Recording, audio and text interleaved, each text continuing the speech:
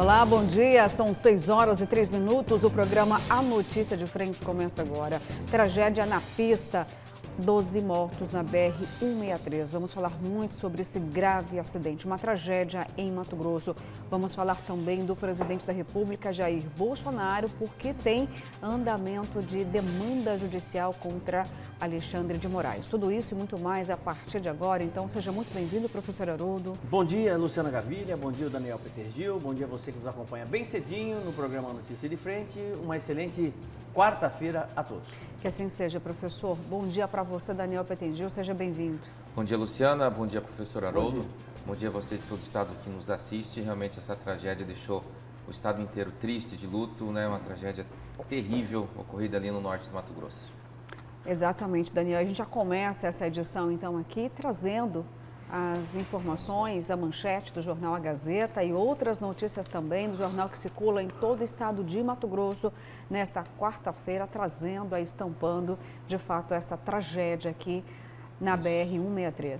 Vamos trazer aqui a cobertura completa feita pelo jornal A Gazeta desse acidente ocorrido no quilômetro 799 da BR-163. Agradecer a cortesia aí do Lucas Torres, lá do site Só Notícias, né, de Sinop.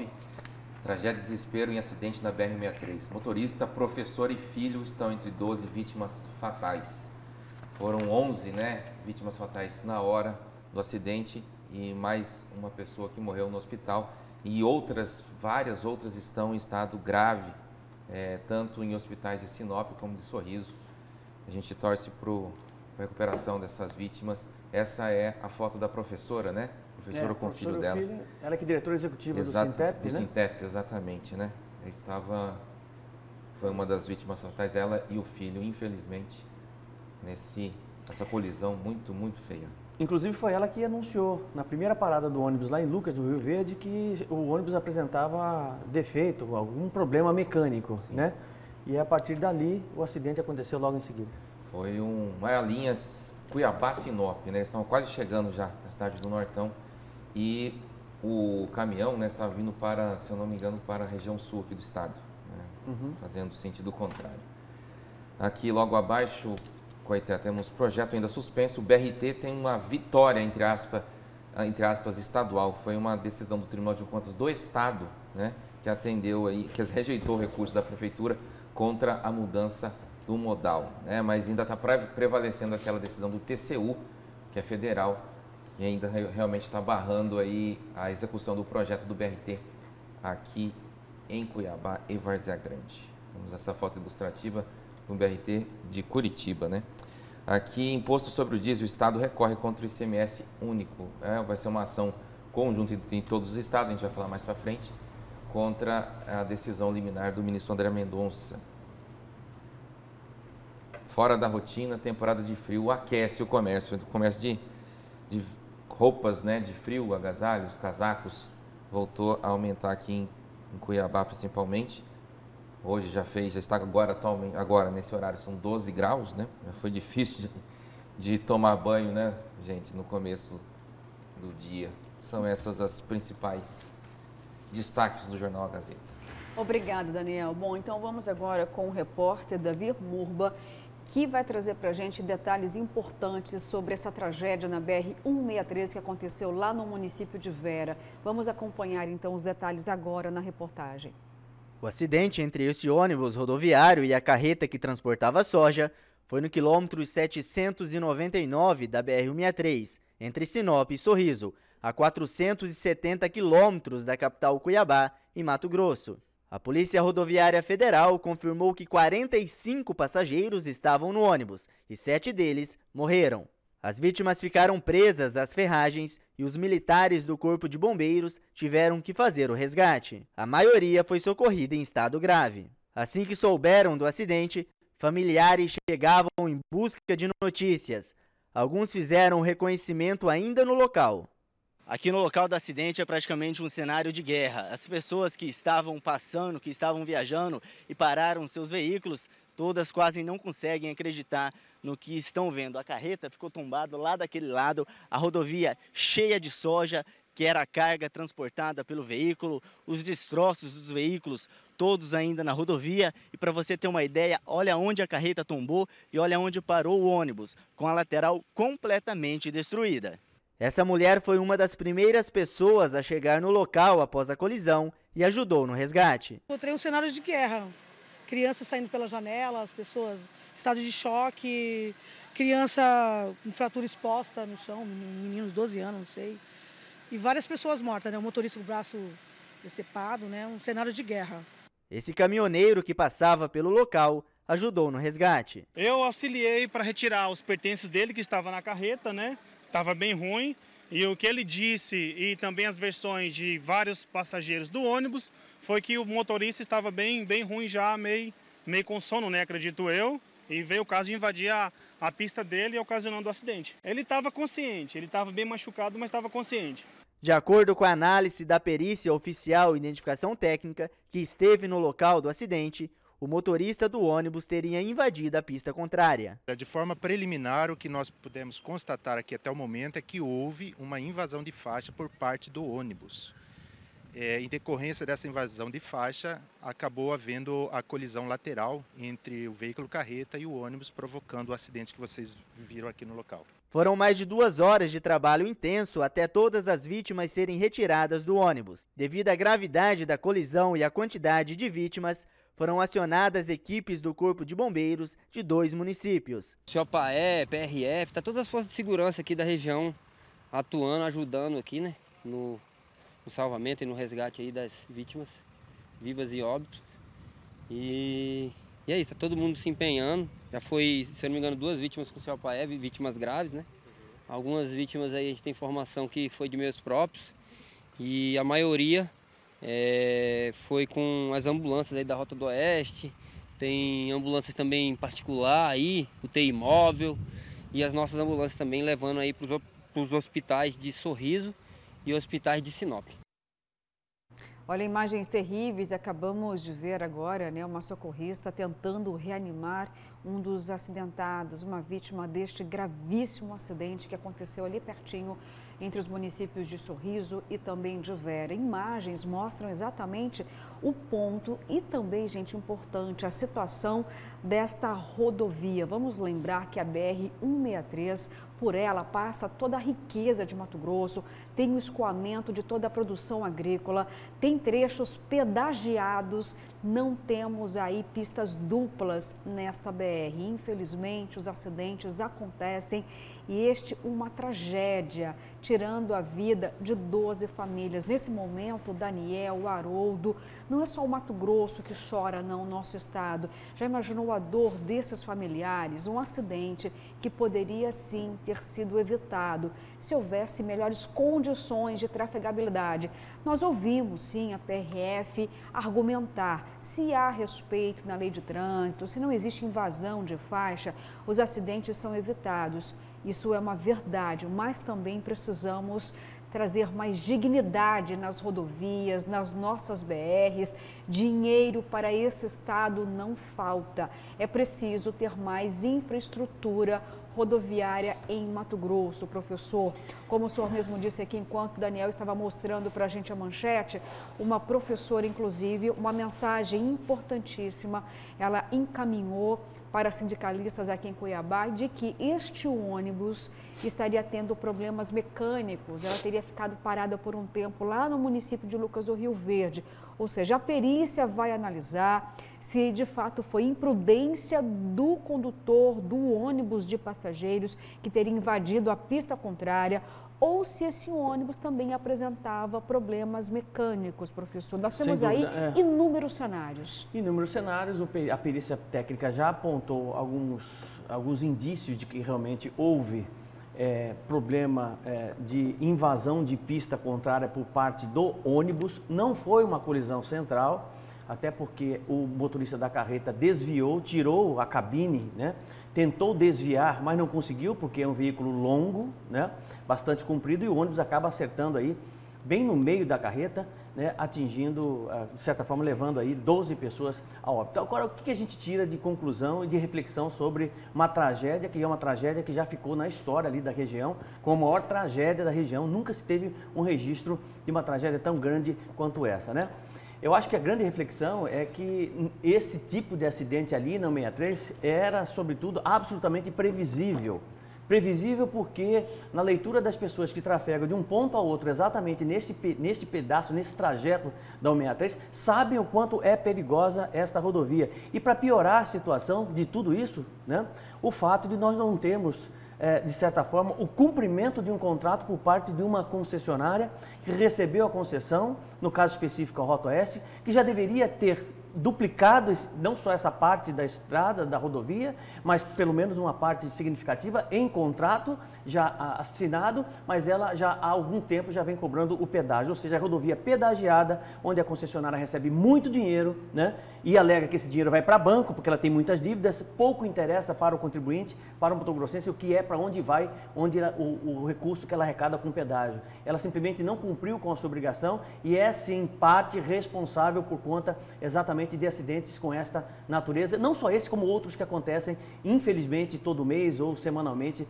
naquela região da 163. É lamentável, né? Lamentável mesmo, e tanto é que alguns deputados, alguns senadores, né, se posicionaram fortemente com relação à questão da concessionária, né? E a gente fica numa situação completamente impotente, né? E triste, porque você vê cenas como essa aí de pessoas sendo reanimadas, né? Quantas famílias estavam esperando os seus familiares e acabam não os recebendo, né? Realmente é preciso que o governo do estado, né, juntamente com os deputados federais, os nossos representantes, possam, sobretudo, cobrar fortemente dessa concessionária mais responsabilidade, dignidade e respeito com o cidadão mato-grossense. Daniel, nós temos aqui uma população pequena no estado de Mato Grosso, aproximadamente 3 milhões.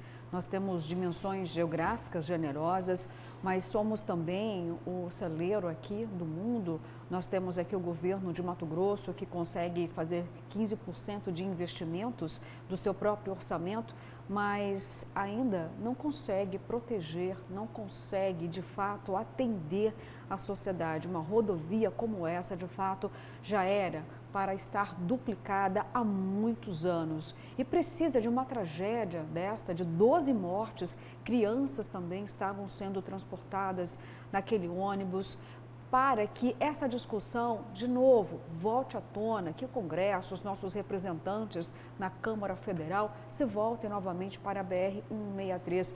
Quanto tempo falamos aqui sobre essa concessão problemática em relação ao fato de que recebeu muito dinheiro dos pedágios, desse contrato, não deu a sua contrapartida. E o resultado é esse que a gente acabou de ver, vidas se perdendo. As pessoas pagam essa conta de várias maneiras e a mais dolorosa é justamente essa, perdendo a sua vida. A BR-163, nesse trecho norte, é o principal canal de escoamento de toda a nossa riqueza, de nossa safra, de grãos, e é também o maior gargalo da infraestrutura de Mato Grosso, e que não é decidido e não é definido de forma alguma, resolvido, né? Fica essa discussão jurídica, política, entra governo, sai governo, né?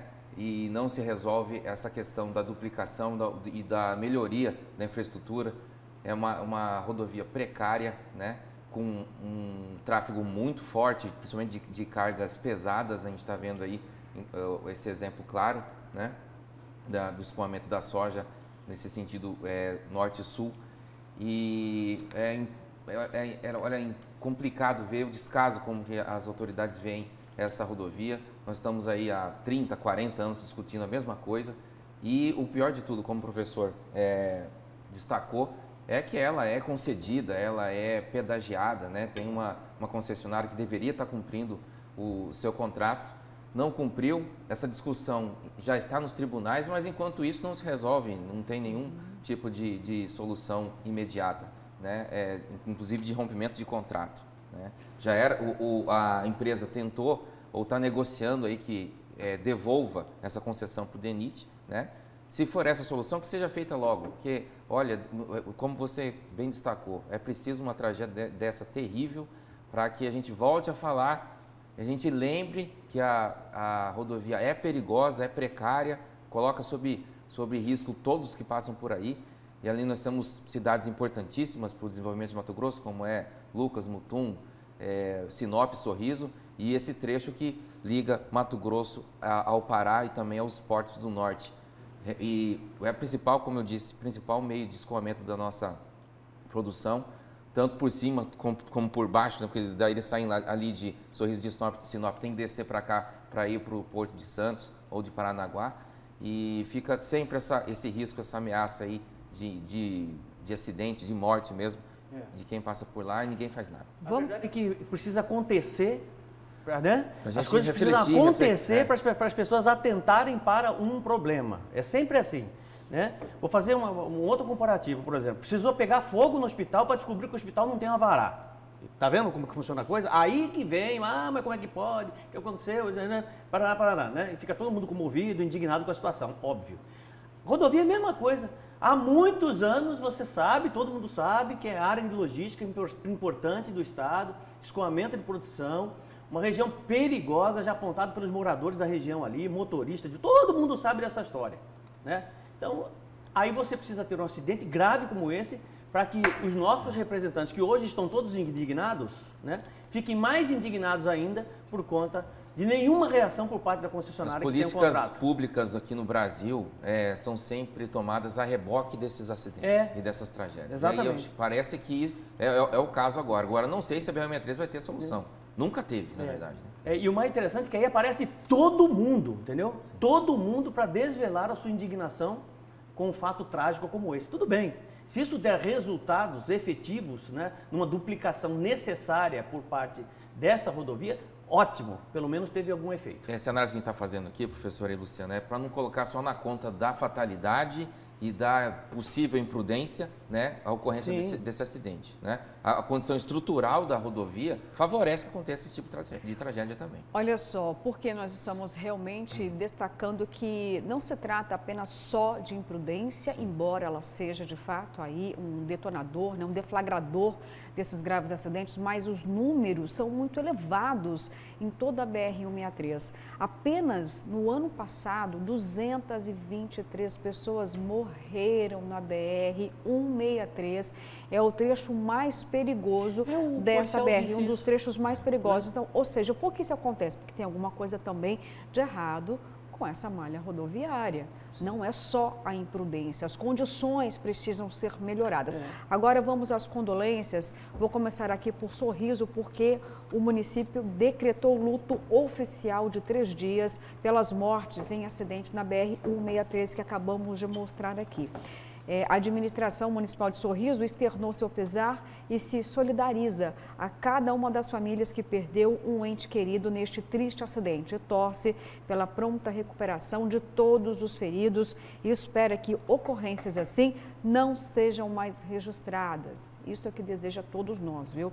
O governador de Mato Grosso também utilizou tanto a própria plataforma do governo como suas redes sociais para lamentar também esse fato. A gente mostra agora, chegando aí na tela para você, que o governo de Mato Grosso lamenta trágico acidente que vitimou 12 pessoas em Sorriso. É que o número ainda não foi atualizado. O governo, então, manifesta profundo pesar pelo acidente envolvendo um ônibus e uma carreta em Sorriso, que vitimou 12 pessoas e deixou outras feridas na manhã desta última terça-feira. Vou abrir aspas aqui, gente. Recebemos a notícia com muita dor no coração. São vidas que se perderam de forma trágica. Estamos em oração para que Deus conforte o coração dos familiares e amigos e dê forças para que possam passar por esse momento tão difícil.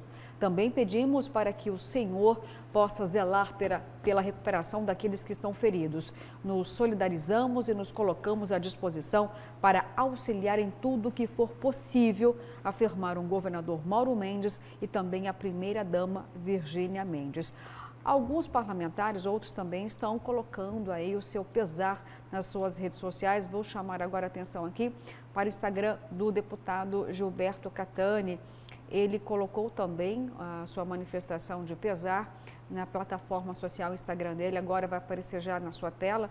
Ele disse o seguinte: Mato Grosso está em luto com a tragédia que deixou mortos e vários feridos na BR-163 em Sorriso, na tarde desta terça-feira. Que Deus conforte o coração de todos os familiares destas vítimas. Precisamos urgentemente duplicar a 163. Exatamente isso, deputado. Fiz questão de trazer, professor e Daniel, a manifestação do deputado, porque que ele seja, então, o primeiro a levantar a bandeira novamente, pelo menos aqui na Assembleia Legislativa, mas precisa também chegar na Câmara Federal. Já tem um monte pedindo duplicação. Isso que eu estou dizendo. É preciso acontecer uma tragédia para que esses deputados, né, que eu acho importante, fundamental, que realmente agora, né, mais fortemente desvelem a sua indignação.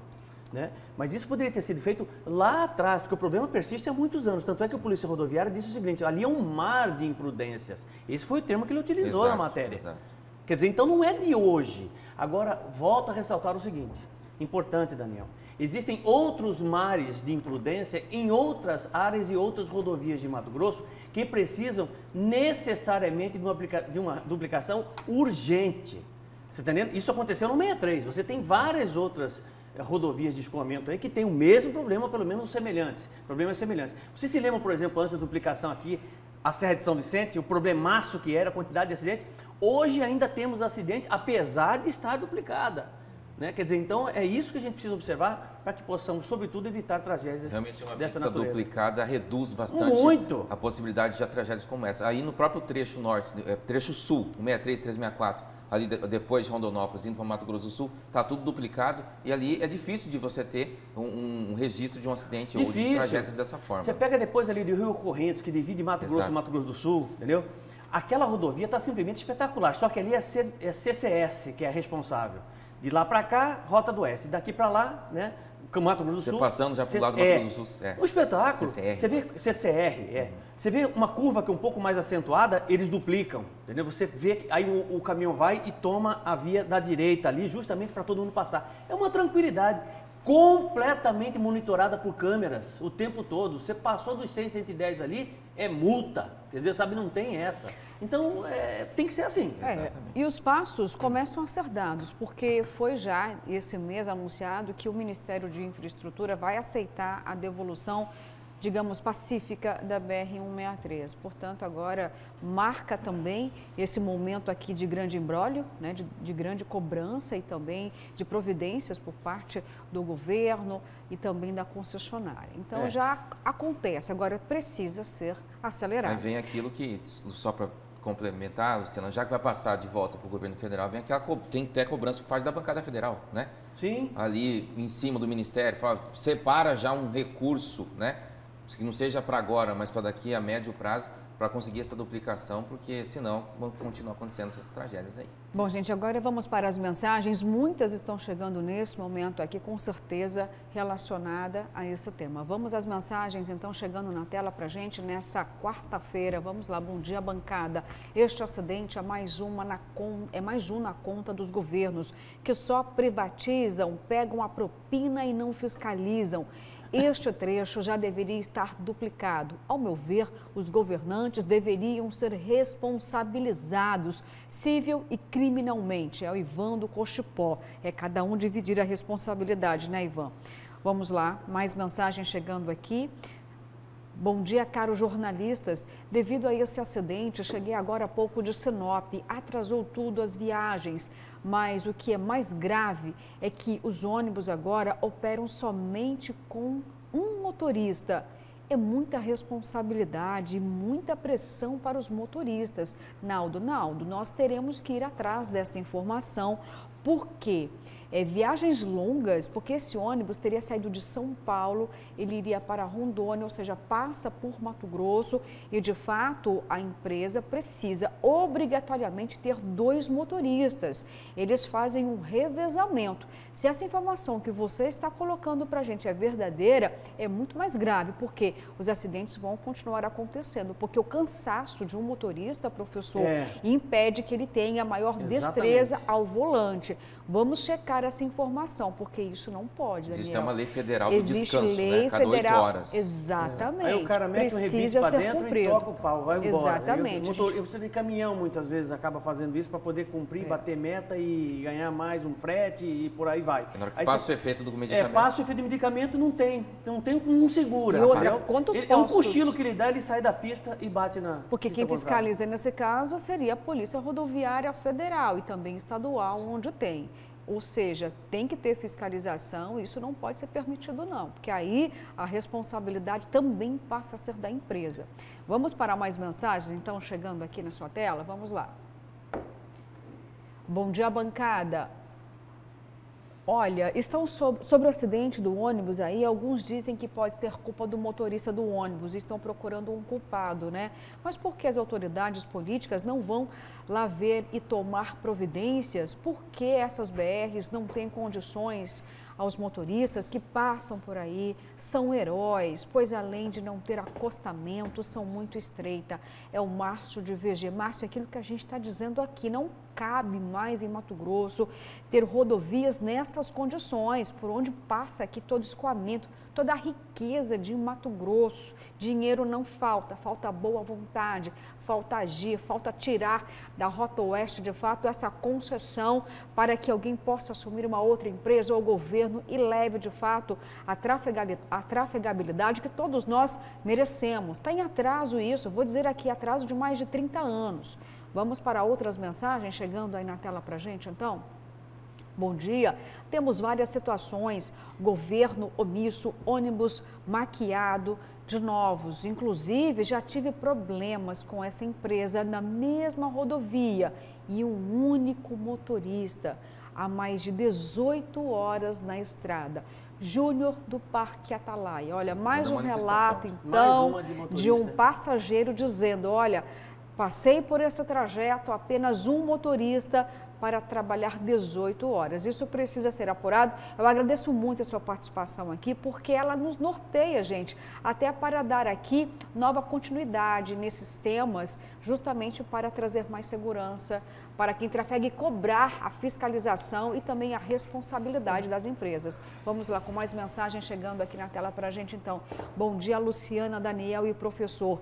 Fernando Henrique extinguiu o DNR, criou esse DENIT, que nada mais é um órgão morto. Como diz aquele cidadão, a frase famosa sobre o nosso país: o Brasil não é um país sério. Ismael Residencial Aricá. Dizendo aí, Daniel, que o DENIT está morto, que o DENIT não está, de fato, implementando. A gente pode entender dessa forma ou não? Está certo, porque se a gente tem ainda falhas na infraestrutura, é preciso responsabilizar e cobrar dos nossos governantes.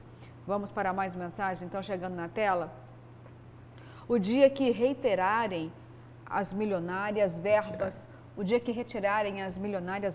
indenizatórias e políticos pararem de passear de avião nas cidades do Nortão, passando a utilizarem ônibus ou carros, irão buscar melhorias para essa BR e sua fraca estrutura de tudo que a margeia. Olha, brilhante, exatamente isso, né? Professor Daniel, por que os políticos, quando visitam Mato Grosso, vão para o Nortão, não vão até com as suas caminhonetes traçadas 4x4, professor, vão de avião? Por que esses mesmos políticos estão indignados hoje, não votaram contra, por exemplo, esse fundo partidário de 4 bilhões de reais, poderiam ser utilizados, inclusive, em infraestrutura, segurança, educação, né, saúde em nosso país, que são, de certa forma, áreas infinitamente mais importantes do que necessariamente bancar a campanha de político. Quer dizer, então é algo extremamente lamentável. O que não passa na minha cabeça, o que me deixa indignado, é o fato de você ter uma rodovia daquela, que é importantíssima no escoamento de tudo que a gente produz. Imagine você, caminhões com 50 toneladas de soja cruzando com ônibus carregado de passageiros. E quando um cruza com o outro, a distância de um para outro é de mais ou menos 30, 40, 50, vamos colocar aí 70 centímetros, não dá nem 1 metro de distância de um para o outro, hora que um cruza com o outro numa avenida, numa rodovia 163 como essa. Eu vou te falar, rapaz, uma roleta russa, uma roleta russa, tá entendendo? Uma hora ou outra tinha que acontecer uma tragédia dessa. E ninguém observa, ninguém vê, entendeu? né? Justamente por isso. Como o telespectador disse, eles vão de avião, numa boa. Essa dor, professor, as notas de pesar aqui dos nossos governantes não deve se restringir apenas a um lamento, tá? Que vai para o papel, não. Isso precisa se converter em ações urgentes, emergenciais.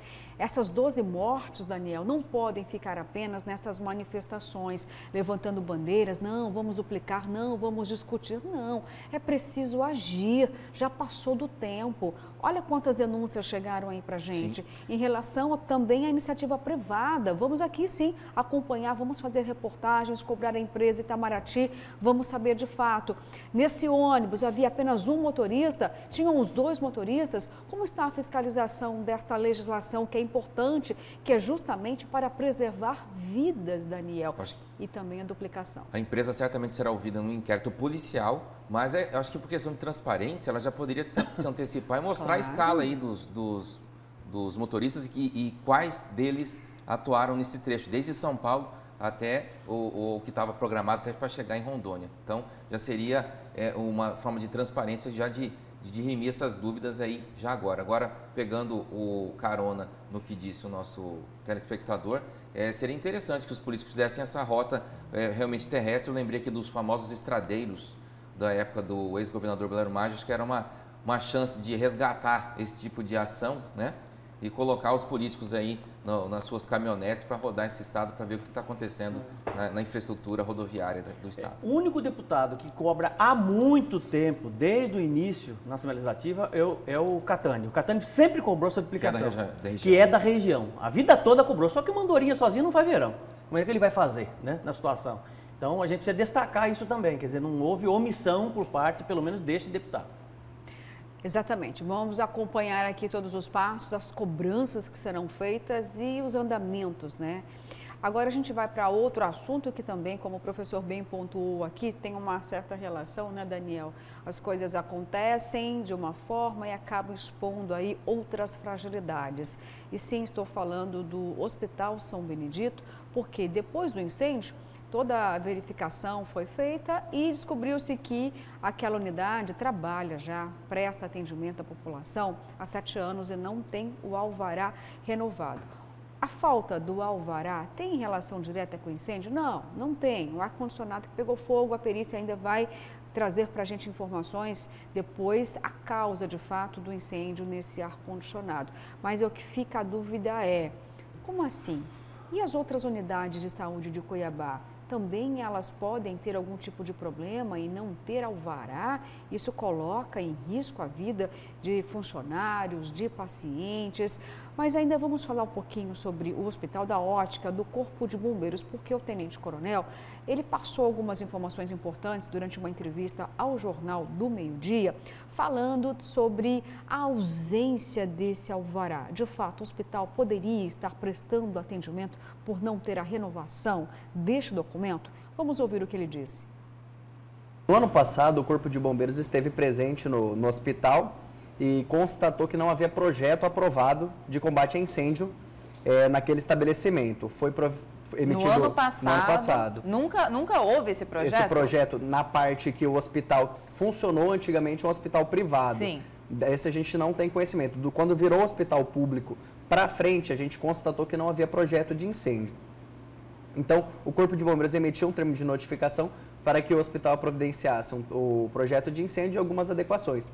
Nessa vistoria, o Corpo de Bombeiros verificou condições ideais para funcionamento de hidrantes, de extintores de incêndio, a alarme, a bomba de incêndio estavam em funcionamento. Então, não havia impeditivo para que a atividade não fosse desenvolvida naquele local. Foi emitido um prazo para as adequações. Quais sejam as adequações? Alguma coisa de saída de emergência e a apresentação do projeto, que vai falar onde vai ficar os hidrantes, onde vai ficar plotados os extintores. Nesse ano foi feita nova vistoria para verificar. Exatamente? Março. Em março desse ano foi feita a nova vistoria. Foi concedido um prazo de 120 dias para que o hospital apresentasse o projeto de incêndio, e eles ainda estão nesse prazo para fazer essas adequações no prédio. Pela legislação, em edificações de saúde, até 6 metros de altura, deve ter rampas. No caso daquele, ou elevadores de emergência. No caso daquele hospital, já tinha até o 5º pavimento. Então, o caso de rampas não seria necessário. Seria necessário, sim, elevadores de emergência. Como não tinha elevadores de emergência, nós fizemos a remoção pelas escadas, com a ajuda tanto dos bombeiros como dos policiais militares e os profissionais da saúde que estavam no local. Quem dá o alvará de funcionamento é a prefeitura. Algumas prefeituras condicionam esse alvará do Corpo de Bombeiros para emissão, mas nem todas. Então, não é impeditivo para funcionar o alvará do Corpo de Bombeiros. Quando o Corpo de Bombeiros constata que ali a atividade necessita de um alvará do Corpo de Bombeiros, necessita de preventivos mínimos ali, aí sim pode ser feita uma interdição. No entanto, o Corpo de Bombeiros tinha ido ao local e verificou a existência de hidrantes, extintores, saídas de emergência, alarmes, e foi constatado que ali era necessário apenas dar um prazo para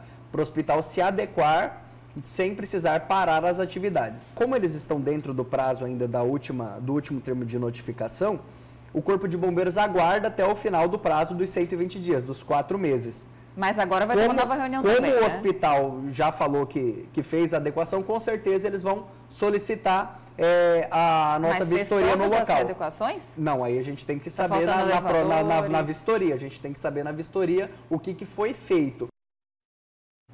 Olha, de acordo com as declarações, o que fica aqui na nossa mente é, será que está tendo aí uma conivência entre a Prefeitura e o Corpo de Bombeiros? Porque as declarações do tenente-coronel eu considero graves. Olha só, ele disse o seguinte, no hospital não tem rampas em todos os andares e não tem também os elevadores de emergência, ou seja, não tem nenhum tipo de recuo para que aconteça aí uma evacuação rápida em caso de incêndios mais graves ou qualquer outro tipo de incidente.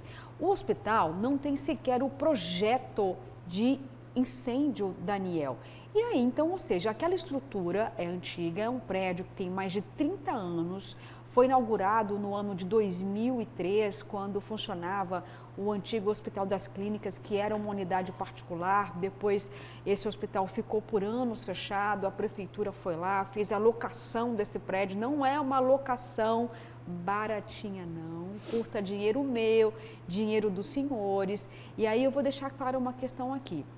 Mesmo tendo alvará ou não, mesmo tendo rampa ou não, elevador de emergência ou não, isso não tem relação direta com o incidente, com o incêndio que aconteceu no ar-condicionado. Mas a insegurança agora, professor, de uma unidade como essa, que não tem inúmeros requisitos que se convergem na segurança que um prédio deveria ter ainda mais. De saúde, gente, é diferente, professor, por exemplo, de um prédio, de um órgão público que seja de 5 andares, que funciona ali uma sede administrativa, todo mundo tem condições de evacuar esse prédio, descer correndo as escadas, enfim, tem mobilidade à vontade, mas em um hospital as pessoas estão acamadas, professor. Pois é. De que forma a gente pode ter a segurança agora de outras unidades de saúde também aqui do poder público? Você já falou tudo, Luciano, não deixou quase nada para nós, entendeu? Absolutamente tudo, né? O que acontece é o seguinte, existe uma incoerência muito grande na entrevista do tenente-coronel. Isso é perceptível, não sei se vocês perceberam, né? Ele alega de que a rampa no hospital, até o 6º andar, existe a necessidade de rampa. Beleza. Acima do 6º andar, não existe necessidade de rampa. É só ter elevador de emergência. Só que não tem elevador de emergência. Ou seja, se o fogo pega no 5º andar, morre todo mundo. Como é que eles vão transportar 65 pessoas como fizeram, né? Se o fogo tivesse acontecido no 5º andar? Não teria condição nenhuma de fazer essa remoção que foi feita especificamente nesse incêndio que ocorreu neste hospital. E detalhe, o próprio Corpo de Bombeiros autorizou o funcionamento, assim como a Prefeitura autorizou o funcionamento.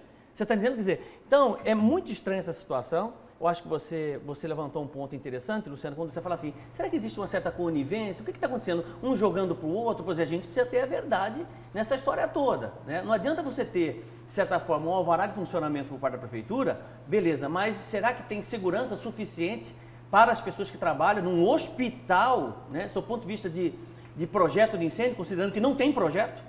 Não tem projeto, foi feito um TAC, foi feita uma tentativa de adequação do hospital há 7 anos atrás, mas pelo jeito não foi cumprido. Não foi cumprido. E o próprio Corpo de Bombeiros assume que realmente não tem a estrutura do hospital, pelo menos na leitura que eu faço da fala do tenente-coronel, né, não tem estrutura suficiente, né, de se ter saídas de emergência para todo mundo se o fogo pegasse no 5º andar. Seria uma tragédia. A gente precisa refletir sobre isso. Acredito até que o Corpo de Bombeiros precisa refazer, pedir novamente esse projeto, para que a partir do 2º andar se faça rampa, né, nem que seja lado externo do hospital, sei lá, um projeto de engenharia que realmente possa contemplar essas rampas, né, ou instalação do elevador de emergência, como bem disse o tenente-coronel, considerando que não existe esse elevador de emergência. Então é um problemaço que precisa ser apurado antes que nós tenhamos problemas em outros hospitais. Será que outros hospitais estão tendo realmente alvará e toda a segurança para que os funcionários, as pessoas possam trabalhar? Bom, quem vai responder isso para a gente, professor, em breve vai ser a Comissão de Saúde lá da Câmara de Vereadores, porque esse assunto também, esse fato incomodou os vereadores. Que bom que isso aconteceu. Sim. E eles devem fazer assim um raio-x também nas unidades de saúde. Vamos ouvir então declarações de vereadores da Câmara em relação a esse tema? Não é normal uma instituição, ainda mais um hospital, funcionar sem um alvará de incêndio. Nós sabemos que qualquer estabelecimento precisa de alvará sanitário, precisa do alvará do Corpo de Bombeiros e precisa de acessibilidade. Então a gente tem aí alguns apontamentos sérios e que culminaram para um descortinamento daquilo que estava meio que encoberto, né? Então a gente teve dificuldade para a remoção dos pacientes, muito, porque os pacientes do 5º andar tiveram que ser removidos no meio da escada. Nós tivemos aí essa coisa que estava encoberta, o alvará, que há 7 anos, desde 2017, está funcionando sem. Nós tivemos desde o ano passado, só relembrando a situação do São Benedito, porque, assim, como às vezes a população pode pensar, mas só agora os vereadores foram fiscalizar, depois eu estou no meu 2º ano de mandato e no meu 1º ano de mandato, eu fiz um limpa nas unidades de saúde e vários apontamentos. Eu tenho 4 requerimentos só do Hospital São Benedito, são 4 só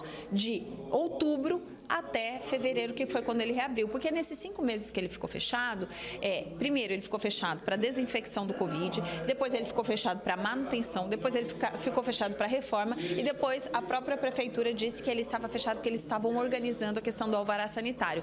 Aí aconteceu esse incidente, nós percebemos que não teve reforma, não teve manutenção, o piso está todo quebrado, tem os vestígios na parede de que faz tempo que não tem uma reforma, sabe? E aí a gente percebe que todas aquelas informações, além de não terem sido cumpridas, porque a Secretaria tem 15 dias para responder um requerimento, até hoje eu não recebi informação. E eles não só não responderam, como não fizeram o que precisava ser feito. Esse ocorrido no domingo acende um alerta muito grande.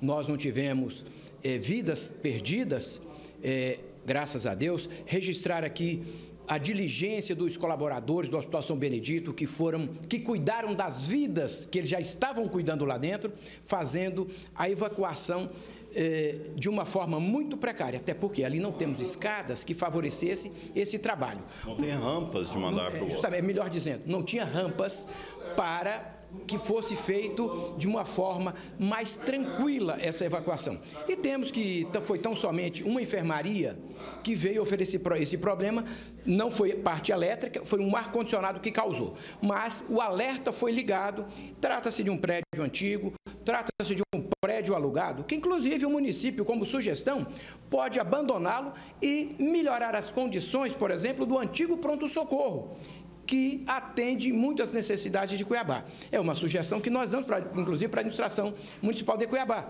Devolva esse prédio que é antigo, demonstra que é praticamente inservível, né, dado essas condições precárias já apontado. Se tem 7 anos que não tem um alvará, é porque não atende às necessidades para a emissão desse alvará. Daniel, o tempo avançou aqui, mas eu preciso te fazer uma pergunta, tá? Primeiro, qual o valor do aluguel para que a prefeitura atendesse né, os pacientes através do Hospital São Benedito. E mais, será que tem algum hospital particular aqui em Cuiabá que atende os seus pacientes? A prefeitura permite a abertura ou a continuidade dos serviços prestados sem ter os devidos alvarás? O que aconteceria, Daniel, se algum ente aqui privado não desse condições como manda a legislação? A ordem pública já não teria interditado este hospital, por exemplo? Boa observação. Um estabelecimento privado não precisa ser da área da saúde, né? Não estaria apto a funcionar e receber o público. O que está muito claro é isso: o prédio do Hospital São Benedito está irregular, né? Eu acho que não tem como fugir dessa realidade. E eu estou pensando agora também aqui na ação ou na fiscalização que o Ministério Público Estadual poderia estar fazendo também, porque existe uma lei de acessibilidade que é federal, né?